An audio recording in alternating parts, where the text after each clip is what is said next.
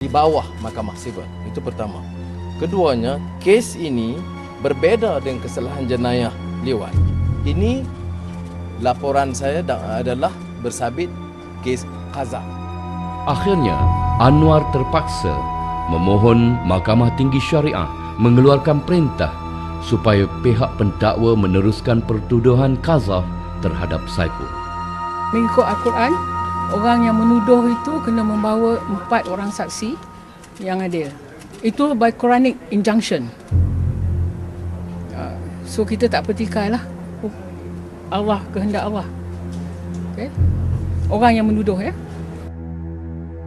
Sekali lagi Peguam Jawi dan Jamil Khair membantah sehingga mempertikaikan bidang kuasa Mahkamah Syariah mendengar permohonan itu. Semuanya bertujuan untuk melengahkan pertuduhan qazaf terhadap Saiful dengan tujuan melindungi kredibiliti beliau sebelum perbicaraan di Mahkamah Sivil bermula.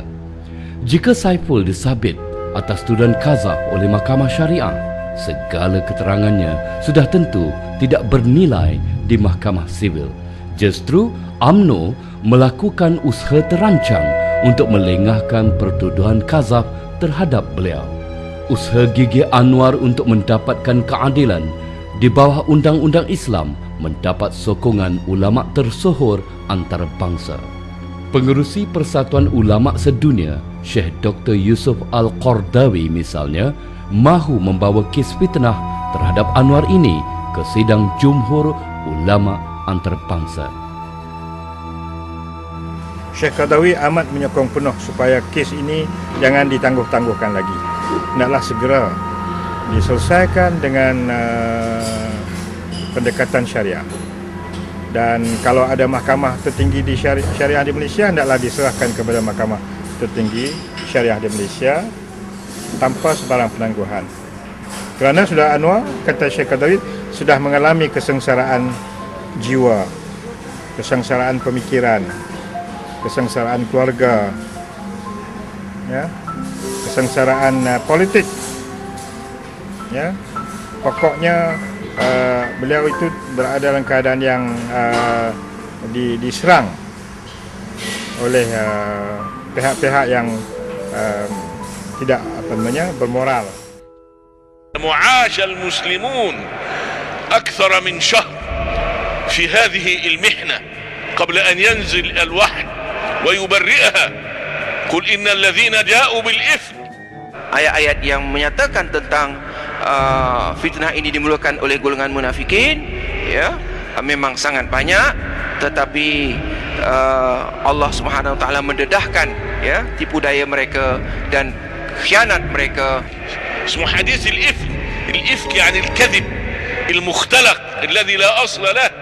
إن الذين جاءوا بالإفك عصبة منكم لا تحسبوه شرا لكم بل هو خير لكم والذي لكل امرئ منهم ما اكتسب من الإثم والذي تولى كبره منهم اللي هو ابن أبي رأس النفاق له عذاب عظيم. Dengan begitu mudah menjatuhkan martabat orang Islam yang lain, tidak mengambil kira tentang keburukan dan betapa jatuhnya maruah orang yang berkenaan, ya, tentang tuduhan-tuduhan yang palsu tersebut. Laula in sami'tumuh dhanna al-mu'minuna wal-mu'minat bi anfusihim khaira wa qalu hadha ifkum mubin. Kalaulah kamu mendengarnya dan kamu sangkakan yang baik, ya, itulah sifat orang yang beriman, ya. لولا جاءوا عليه بأربعة شهداء إذا كانوا صادقين يجيبوا 4 شهداء عدول.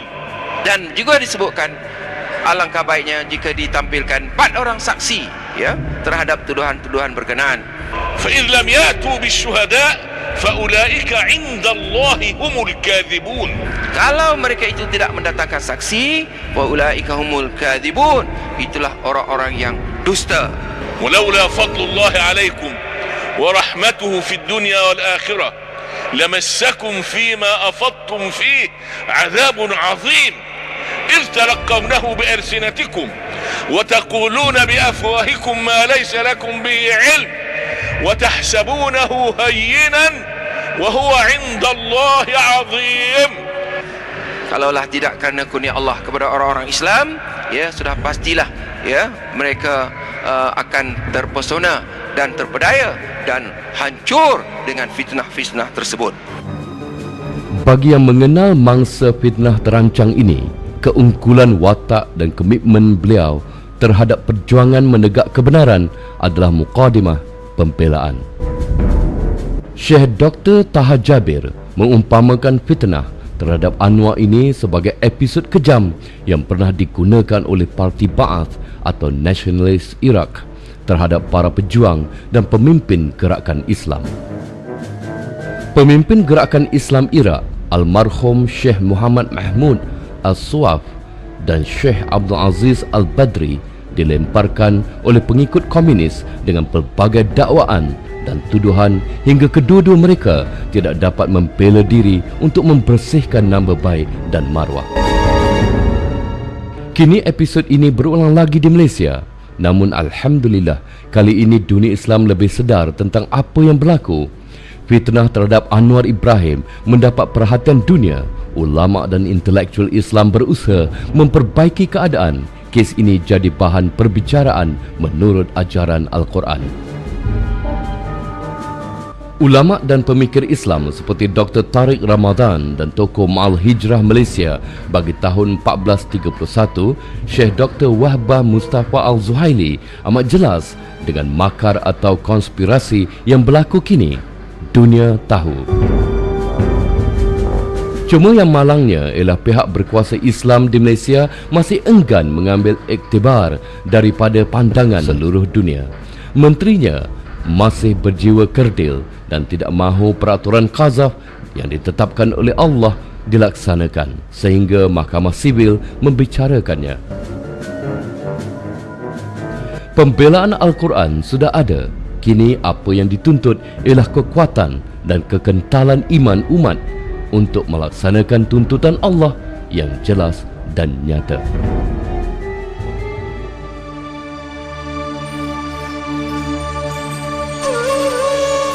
والذين يرمون المحصنات ثم لم يأتوا بأربعة شهداء فاجلدوهم 80 جلدة ولا تقبلوا لهم شهادة أبدا وأولئك هم الفاسقون.